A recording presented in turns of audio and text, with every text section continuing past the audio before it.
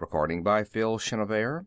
This story was first published in Fantastic Universe, August 1958. Arm of the Law by Harry Harrison, Section 1. It was a big coffin-shaped plywood box that looked like it weighed a ton. This brawny type just dumped it through the door of the police station and started away. I looked up from the blotter and shouted at the trucker's vanishing back. "What the hell is that?"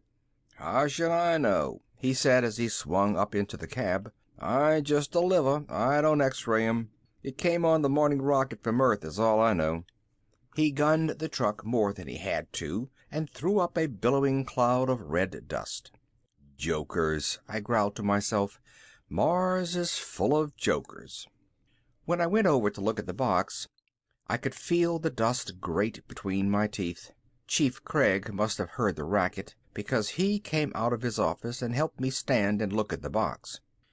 "Think it's a bomb?" he asked in a bored voice. "Why would anyone bother? Particularly with a thing this size, and all the way from Earth." He nodded agreement and walked around to look at the other end. There was no sender's address anywhere on the outside. Finally, we had to dig out the crowbar, and I went to work on the top. After some prying, it pulled free and fell off. That was when we had our first look at Ned. We all would have been a lot happier if it had been our last look as well. If we had just put the lid back on and shipped the thing back to Earth. I know now what they mean about Pandora's box. But we just stood there and stared like a couple of rubes. Ned lay motionless and stared back at us. "A robot," the chief said. "Very observant. It's easy to see you went to the police academy." "Ha ha. Now, find out what he's doing here." I hadn't gone to the academy, but this was no handicap to my finding the letter. It was sticking up out of a thick book in a pocket in the box. The chief took the letter and read it with little enthusiasm. "Well, well. United Robotics have the brainstorm that robots correctly used will tend to prove invaluable in police work. They want us to cooperate in a field test. Robot enclosed is the latest experimental model, valued at 120,000 credits." We both looked back at the robot, sharing the wish that the credits had been in the box instead of it. The chief frowned and moved his lips through the rest of the letter. I wondered how we got the robot out of its plywood coffin. Experimental model or not, this was a nice-looking hunk of machinery. A uniform navy blue all over, though the outlet cases, hooks and such were a metallic gold. Someone had gone to a lot of trouble to get that effect. This was as close as a robot could look to a cop in uniform without being a joke. All that seemed to be missing was the badge and gun. Then I noticed the tiny glow of light in the robot's eye lenses. It had never occurred to me before that the thing might be turned on. There was nothing to lose by finding out. "Get out of that box," I said. The robot came up smooth and fast as a rocket, landing 2 feet in front of me and whipping out a snappy salute. "Police experimental robot, serial number XPO-456-934B, reporting for duty, sir." His voice quivered with alertness, and I could almost hear the humming of those taut cable muscles. He may have had a stainless steel hide and a bunch of wires for a brain, but he spelled rookie cop to me just the same. The fact that he was man height with 2 arms, 2 legs, and that painted on uniform helped. All I had to do was squint my eyes a bit, and there stood Ned the rookie cop, fresh out of school and raring to go. I shook my head to get rid of the illusion. This was just 6 feet of machine that boffins and brain boys had turned out for their own amusement. "Relax, Ned," I said. He was still holding the salute. "At ease. You'll get a hernia of your exhaust pipe if you stay so tense. Anyways, I'm just a sergeant here. That's the chief of police over there." Ned did an about-face and slid over to the chief with that same greased lightning motion. The chief just looked at him like something that sprang out from under the hood of a car, while Ned went through the same report routine. "I wonder if it does anything else besides salute and report," the chief said while he walked around the robot, looking it over like a dog with a hydrant. The functions, operations, and responsible courses of action open to the police experimental robots are outlined on pages 184 to 213 of the manual." Ned's voice was muffled for a second while he half dived back into his case and came up with the volume mentioned. "A detailed breakdown of these will also be found on pages 1035 to 1267 inclusive." The chief, who has trouble reading an entire comic page at one sitting, turned the 6-inch thick book over in his hands like it would maybe bite him. When he had a rough idea of how much it weighed and a good feel of the binding, he threw it on my desk. "Take care of this," he said to me as he headed towards his office. "And the robot, too. Do something with it." The chief's span of attention never was great, and it had been strained to the limit this time. I flipped through the book, wondering. One thing I never have had much to do with is robots, so I know just as much about them as any Joe in the street, probably less. The book was filled with pages of fine print, fancy mathematics, wiring diagrams, and charts in 9 colors, and that kind of thing. It needed close attention, which attention I was not prepared to give it at the time. The book slid shut, and I eyed the newest employee of the city of Nineport. "There's a broom behind the door. Do you know how to use it?" "Yes, sir." "In that case, you will sweep out this room, raising as small a cloud of dust as possible at the same time." He did a very neat job of it. I watched 120,000 credits worth of machinery making a tidy pile of butts and sand, and wondered why it had been sent to Nineport.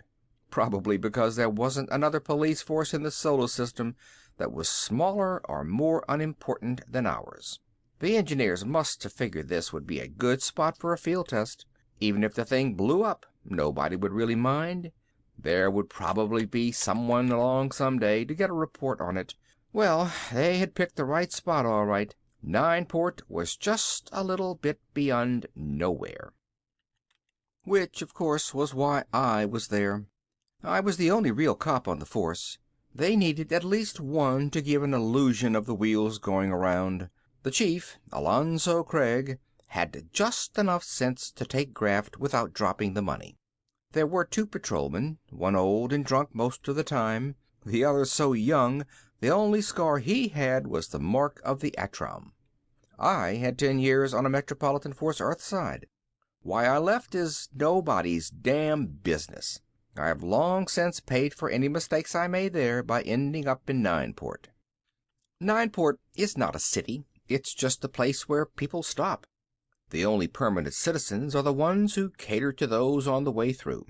Hotel keepers, restaurant owners, gamblers, barkeeps, and the rest.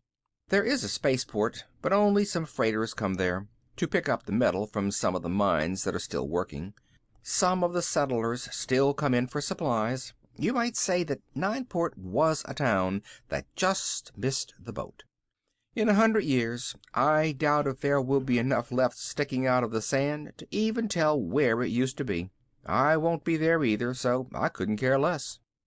I went back to the blotter. 5 drunks in the tank, an average night's haul. While I wrote them up, Fats dragged in the 6th one. "Locked himself in the ladies' john at the spaceport and resisting arrest," he reported. "D&D, throw him in with the rest." Fats steered his limp victim across the floor, matching him step for dragging step. I always marveled at the way Fats took care of drunks, since he usually had more under his belt than they had. I have never seen him falling down drunk or completely sober. About all he was good for was keeping a blurred eye on the lockup and running in drunks. He did well at that. No matter what they crawled under or on top of, he found them. No doubt due to the same shared natural instincts. Fats clanged the door behind number 6 and weaved his way back in. "What's that?" he asked, peering at the robot along the purple beauty of his nose. "That is a robot. I have forgotten the number his mother gave him at the factory, so we will call him Ned. He works here now." "Good for him. He can clean up the tank after we throw the bums out." "That's my job," Billy said, coming in through the front door. He clutched his nightstick and scowled out from under the brim of his uniform cap. It's not that Billy is stupid, just that most of his strength has gone into his back instead of his mind. That's Ned's job now because you have a promotion. You're going to help me with some of my work. Billy came in very handy at times, and I was anxious that the force shouldn't lose him. My explanation cheered him because he sat down by Fats and watched Ned do the floor. That's the way things went for about a week. We watched Ned sweep and polish until the station began to take on a positively antiseptic look. The chief, who always has an eye out for that type of thing, found out that Ned could file the odd ton of reports and paperwork that cluttered his office. All this kept the robot busy, and we got so used to him we were hardly aware he was around. I knew he had moved the packing case into the storeroom and fixed himself up a cozy sort of robot dormitory coffin. Other than that, I didn't know or care. The operation manual was buried in my desk and I never looked at it. If I had, I might have had some idea of the big changes that were in store. None of us knew the littlest bit about what a robot can or cannot do. Ned was working nicely as a combination janitor file clerk and should have stayed that way. He would have too if the chief hadn't been so lazy. That's what started it all. It was around 9 at night and the chief was just going home when the call came in. He took it, listened for a moment, then hung up. "Greenback's liquor store. He got held up again. Says to come at once." That's a change. Usually we don't hear about it until a month later. What's he paying protection money for if China Joe ain't protecting? What's the rush now? The chief chewed his loose lip for a while, finally and painfully reached a decision.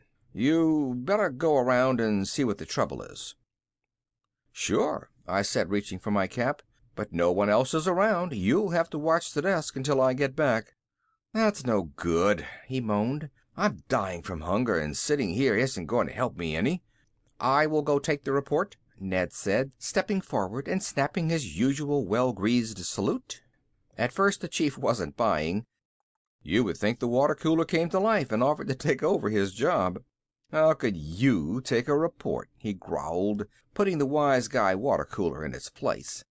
But he had phrased his little insult as a question, so he had only himself to blame.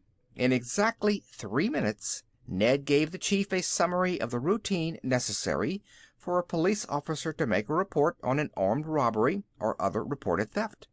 From the glazed look in Chief's protruding eyes, I could tell Ned had quickly passed the boundaries of the chief's meager knowledge. "Enough," the harried man finally gasped. "If you know so much, why don't you make a report?" Which to me sounded like another version of, "If you're so damn smart, why ain't you rich?" which we used to snarl at the brainy kids in grammar school. Ned took such things literally, though, and turned towards the door. "Do you mean you wish me to make a report on this robbery?" "Yes," the chief said, just to get rid of him, and we watched his blue shape vanish through the door. End of section 1.